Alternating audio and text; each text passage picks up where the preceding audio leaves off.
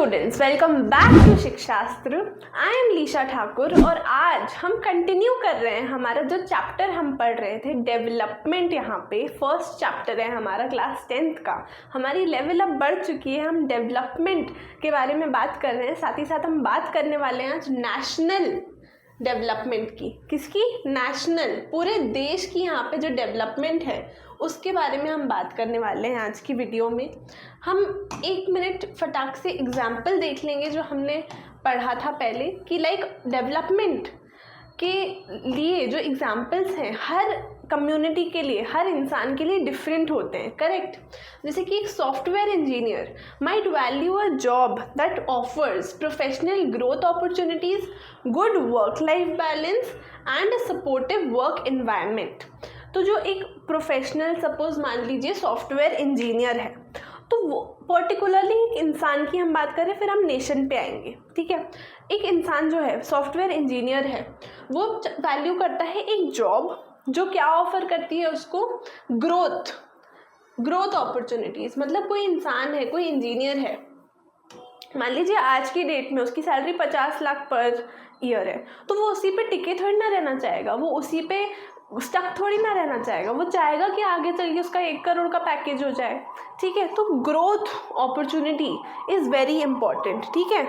अगर वो इतनी दिन भर बैठ के मेहनत 9 घंटे कर रहा है, कोडिंग कर रहा है, तो वो चाहेगा उसको ग्रोथ अपॉर्चुनिटीज़ मिले। दूसरा वो क्या चाहेगा? Good work life balance. मतलब कि जो 8 घंटे की जॉब है वो 8 घंटे ही रहे, प्लस साथ ही में उसको बाकी उसकी लाइफ जो है, उसकी पर्सनल लाइफ है, उसकी फैमिली लाइफ है, उसकी हेल्थ है, उस सबको प्रायोरिटाइज करने का उसको टाइम मिले, वर्क लाइफ बैलेंस हो। साथ ही साथ एक सपोर्टिव वर्क इन्वायरमेंट, यानी कि एक ऐसा इन्वायरमेंट उसको मिले उसकी जॉब पे जहाँ पे उसको एक सपोर्ट मिले। एक सपोज उसकी कभी तबीयत ख़राब है तो उसका बॉस, उसका मैनेजर वो चीज़ समझे। ठीक है? अगर वो कुछ और चाह रहा है अपने जॉब रोल से, अगर वो एक्सपैंड करना चाह रहा है, अगर वो ग्रो करना चाह रहा है, तो उसको वहाँ पे उसका सपोर्ट मिले। Correct? Over a slightly higher paying job that lacks these qualities. मतलब क्या? अगर वो सॉफ्टवेयर इंजीनियर को ये तीनों चीज़ें कहीं मिल रही हैं एंड उसकी सैलरी मान लीजिए थोड़ी कम है, 49 लाख है, 49 लाख पर एनम है। कोई दूसरी कंपनी है जो मान लो 53 लाख पर एनम ऑफर कर रही है, पर उसमें ये सारी चीज़ें क्वालिटीज़ ही नहीं है, अच्छी अपॉर्चुनिटीज़ नहीं है ग्रो करने की, वर्क लाइफ बैलेंस नहीं है, सपोर्ट नहीं मिल रहा मैनेजर्स से, तो वो ऑब्वियसली वो 49 वाली थोड़ी कम सैलरी वाली जॉब प्रेफर करेगा एज़ कम्पेयर टू कोई उससे थोड़ी सी ज़्यादा सैलरी वाली जॉब जहाँ पे वो सब बेनिफिट्स नहीं है। करेक्ट? तो ये उसकी डेवलपमेंट की डेफिनेशन में आ जाता है पूरा, ये सारे के सारे क्वालिटीज़। एक और एग्जांपल से हम समझते हैं कि एक community, a community might prioritize, क्या करेगी? प्रायोरिटी देगी, महत्व देगी to building a new school और a new hospital over a shopping mall. ठीक है? एक शॉपिंग मॉल है, वहाँ पे अमीर लोग जाएंगे, ठीक है, या मिडिल क्लास लोग भी जाएंगे, शॉपिंग करेंगे, लाइक चीज़ें खरीदेंगे, बेसिक चीज़ें। ठीक है? वो चीज़ किराना स्टोर पे भी हो सकती है अगर शॉपिंग मॉल नहीं हो। लेकिन अगर स्कूल नहीं होगा और हॉस्पिटल नहीं होगा तो बहुत बड़ी दिक्कत है। तो क्या करेगी कोई भी कम्युनिटी? अगर पैसा है या तो शॉपिंग मॉल बनाने का या तो स्कूल, कॉलेज और हॉस्पिटल बनाने का, तो हमेशा स्कूल, कॉलेज, हॉस्पिटल इनको प्रायोरिटी मिलेगी ज़्यादा, क्योंकि ये ज़्यादा इम्पॉर्टेंट है। Recognising that education and health care, कितनी ज़्यादा इम्पॉर्टेंस होती है हेल्थ की, कितनी ज़्यादा इम्पॉर्टेंस होती है एजुकेशन की, हम सीख चुके हैं। एंड इसीलिए they have a more significant, बहुत ही ज़्यादा महत्वपूर्ण, बहुत ही ज़्यादा बड़ा, लॉन्ग टर्म, यानी कि बहुत दूर के लिए, बहुत आगे आने वाले बहुत समय के लिए इम्पैक्ट ऑन वेलबींग, लोगों के अच्छे से जीवन बिताने के लिए, जीवन जीने के लिए ये फैसिलिटीज़, ये चीज़ें आर द मोस्ट इम्पॉर्टेंट। क्या? Education and health care. एक और एग्जांपल से हम समझते हैं कि डेवलपमेंट बेसिकली, एक और तरीके से कैसे हो सकता है कि imagine a town deciding between constructing a large commercial complex, investing a new public park, while the commercial complex might bring immediate economic benefits and employment opportunities. Even though एक अगर वो commercial complex यानी कि बड़ा सा shopping mall या बड़ा सा कुछ industry का ऐसे setup कर लेंगे, complex setup कर लेंगे जहाँ पे लाइक शॉप्स होंगी और भी काफ़ी सारे, थिएटर भी होगा, मे बी फूड जोन्स होंगे, फूड कोर्ट्स होंगे, वहाँ पे बिजनेस अच्छा चलेगा, एम्प्लॉयमेंट अपॉर्चुनिटीज़ अच्छी होंगी. The park could provide long-term benefits by enhancing residents' quality and promoting health and contributing to environmental sustainability. अगर एक पार्क को तोड़ के ये सब कॉम्प्लेक्स बन रहा है, जो कि आप रियल लाइफ में आजू बाजू देख ही रहे होंगे कि ये सब चीज़ें होती हैं, ऐसा होता ही है, पार्क्स होते हैं, जंगल होते हैं, उनको सबको काट के उन सबको हटा के बड़े बड़े कॉम्प्लेक्सेस बन रहे हैं. बट वो सब अपनी जगह इम्पॉर्टेंट है, बट पार्क भी अपनी जगह इम्पॉर्टेंट है, क्योंकि पार्क एक ऑक्सीजन देने में, एक एयर को क्लीन रखने में, पल्यूशन कम करने में, लोगों की हेल्थ, लोग पार्क में जाते हैं, वॉक करते हैं, अपने डॉग्स को लेके जाते हैं, खुद योगा करने जाते हैं, दीज थिंग्स हैपन, लोगों की क्वालिटी ऑफ लाइफ इम्प्रूव करते हैं पार्क्स. तो वो भी डेवलपमेंटल गोल्स में आते हैं, डेवलपमेंट के एक रेल्म में यहाँ पे आते हैं. ओके, अब बात करते हैं देश की डेवलपमेंट, नेशनल डेवलपमेंट कैसे होती है. सबसे पहला, जैसा कि हमने इंडिविजुअल का पढ़ा, सबसे पहला इकोनॉमिक ग्रोथ. इंडिविजुअल के लिए क्या है, सबसे पहला कि उसके पास इनकम हो ताकि वो पैसे खर्च कर सके. देश के लिए क्या होता है कि उसके पास इकोनॉमी हो, इकोनॉमिक ग्रोथ हो ताकि वो ग्रो कर सके, यानी कि उसकी जीडीपी बढ़े. अ क्रूशियल एस्पेक्ट, एक बहुत ही important aspect of national development is increase in the country's economic output.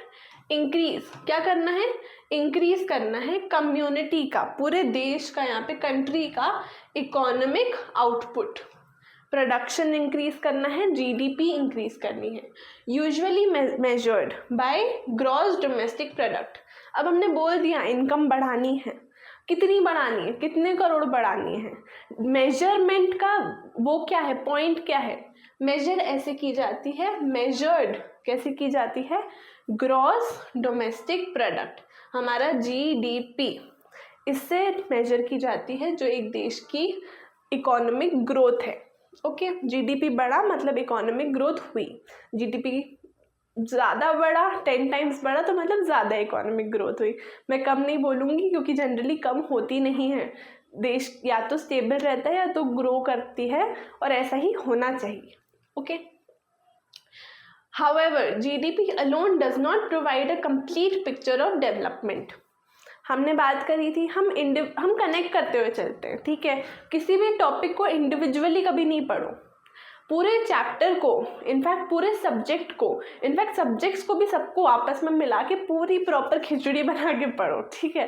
खिचड़ी मत बनाओ, बट ऐसा रखो कि सबको इंटर रिलेट करके पढ़ो, कुछ भी अलग नहीं है. जैसे कि हमने हर चीज़ में सीखा, farming activities, non farming activities आपस में एक दूसरे के बिना नहीं चल सकती. प्राइमरी, सेकेंडरी, टर्शरी एक्टिविटीज़ एक दूसरे के बिना नहीं चल सकती. मैं अलग से टीचिंग नहीं कर सकती जब तक आप स्टूडेंट्स पढ़ने नहीं आओगे. आप स्टूडेंट्स पढ़ नहीं सकते जब तक टीचर्स ओवरऑल पढ़ाएंगी नहीं. ओके, तो हर चीज़ कनेक्टेड है, हर चीज़ इंटरडिपेंडेंट है. वैसे ही यहाँ पे जो हम पढ़ रहे हैं, जीडीपी अलोन, अकेले कुछ नहीं कर सकती, लोनली हो जाएगी बेचारी, ठीक है, लोनलीनेस उसको भी हो जाएगी, ठीक है. अकेले जीडीपी भी कुछ नहीं कर सकता. And it does not provide a complete picture. पूरी जो कंप्लीट पिक्चर है वो प्रोवाइड नहीं करता जीडीपी ऑफ डेवलपमेंट. डेवलपमेंट हम जो पढ़ रहे हैं, डेवलपमेंट में इनकम है, ठीक है, जीडीपी है, इकोनॉमिक ग्रोथ है, लेकिन साथ में और भी कई सारे फैक्टर्स हैं, ठीक है. It does not account for income distribution. Income किस तरीके से डिस्ट्रीब्यूट हो रही है देश में वो नहीं बताता. अगर जीडीपी है मान लो 1 करोड़ रुपए, होती नहीं है इतनी कम, पर ऐसे एग्जाम्पल ले रहे हैं हम, मान लो 1 करोड़, तो अब उसमें से 50 लाख अगर एक इंसान के पास है और एक इंसान के पास 10,000 है, तो वो इक्वालिटी नहीं है ना, कहीं से भी इक्वालिटी नहीं है। तो जीडीपी पूरे देश का हम ओवरऑल निकाल लेते, तो इसका मतलब ये नहीं कि देश में सब अमीर हैं, ठीक है, या देश में सब गरीब हैं। पैरिटी होती है, इक्वालिटी होती है, चेंजेस होते रहते हैं। इनकम किस तरीके से डिस्ट्रीब्यूट हुई है वो एक बहुत इंपॉर्टेंट चीज़ है। सोशल सर्विसेज हैं कि नहीं है देश में, क्वालिटी ऑफ लाइफ, लोग कैसी लाइफ जी रहे हैं, उनका हैप्पीनेस इंडेक्स क्या है, उनका बॉडी मास इंडेक्स क्या है, उनका लाइफ स्पैन क्या है, वो खुश हैं कि नहीं, एवरीथिंग, ये सब आ जाता है क्वालिटी ऑफ लाइफ में। A country with a high GDP but significant income inequality, ठीक है, हाई जीडीपी है लेकिन जैसा कि मैंने आपको एग्जांपल दिया, इनकम में बहुत ज़्यादा इनइक्वालिटी है, एक इंसान के पास बहुत ज़्यादा है, एक इंसान के पास बहुत ही कम है, तो वो गलत हो जाता है, इट इज़ इनइक्वालिटी, ठीक है। And poor health care and education systems can not be considered fully developed. मतलब जैसे आपने मिडिल ईस्ट का सुना होगा, मिडिल ईस्ट बहुत अमीर है, ठीक है, तेल ही तेल है, वहाँ पे बहुत कुएँ हैं अंधे, और उनका मतलब दुबई जैसी जगह हैं, बहुत डेवलप्ड हैं वो, लेकिन तभी भी they are in the most developed. जब हम इन सारे क्वालिटीज़ को और फैक्टर्स को लेके आते हैं, जब हम बात करते हैं पूरे के पूरे मिडिल ईस्ट की, तो वहाँ पे औरतों को फ्रीडम नहीं होता है, राइट्स नहीं होते हैं, freedom of speech, freedom of anything, कुछ नहीं होता है वहाँ पे लेडीज़ के पास, ठीक है। जेंडर इनइक्वालिटी होती है, कास्ट के बेसिस पे, रिलीजन के बेसिस पे, इनकम के बेसिस पे, हर चीज़ के बेसिस पे इनइक्वालिटी है, अनजस्ट है वहाँ पे। और वहाँ पे लाइक बेसिकली प्रॉपर जो एक फ्रीडम है वो बिल्कुल नहीं है, ठीक है, प्रॉपर एक डेमोक्रेसी है वो बिल्कुल नहीं है। तो इसीलिए उसको हम फुली डेवलप नहीं कह सकते, इवन दो वहाँ की जीडीपी बहुत ज़्यादा है, इवन दो वहाँ पे इनकम बहुत ज़्यादा है, समझ रहे हैं आप। तो इस सबको मिला कर के यहाँ पे कहीं ना कहीं हमारे डेवलपमेंट हम समझते हैं। नेशनल डेवलपमेंट में इकोनॉमिक ग्रोथ के अलावा क्या पॉइंट्स होते हैं वो हम नेक्स्ट वीडियो में समझेंगे। आई होप इतना समझ में आ गया हो कि नेशनल डेवलपमेंट कनेक्टेड है डायरेक्टली इंडिविजुअल के डेवलपमेंट से, एंड सब कुछ साथ में इंटरलिंक्ड है। सब ऐसे ही पढ़ेंगे तो सब कुछ अच्छे से समझ में आएगा, क्लियर हो जाएगा। ओके, आई होप सब कुछ अच्छे से समझ में आ गया हो, ठीक है। और कुछ भी डाउट हो तो कमेंट सेक्शन में feel free to ask. This is me Leesha Thakur signing off. I will see you guys in the next video and do not forget to subscribe to शिक्षास्त्र।